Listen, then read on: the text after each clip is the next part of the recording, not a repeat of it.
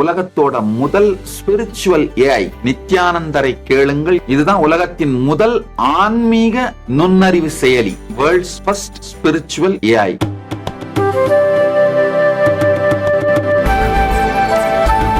போர் விமானங்களில் இருந்து வான்வூர்திகளை தாக்கும் 200 அஸ்த்ரா மார்க் 1 ஏவுகணைகளை தயாரிக்க பாரத் டைனமிக்ஸ் நிறுவனத்துக்கு இந்திய விமானப்படை ஒப்புதல் வழங்கியுள்ளது. இந்திய பாதுகாப்பு படைகளில் உள்நாட்டு தொழில்நுட்பத்தில் தயாரிக்கப்படும் ஆயுதங்கள் அதிகளவில் பயன்படுத்தப்படுகின்றன.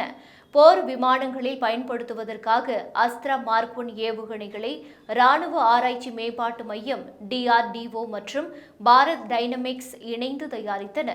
2900 கோடி ரூபாய் மதிப்பிலான இத்திட்டத்துக்கு கடந்த 2022-23 ஆண்டு ஒப்புதல் வழங்கப்பட்டது. இந்த ஏவுகணைகளை சுகோய் மற்றும் தேஜஸ் விமானங்களில் பயன்படுத்த முடியும். அஸ்த்ரா ஏவுகணை மூலம் 300 கிலோமீட்டர் தூரம் உள்ள வான் இலக்குகளை போர் விமானத்திலிருந்து தாக்க முடியும்.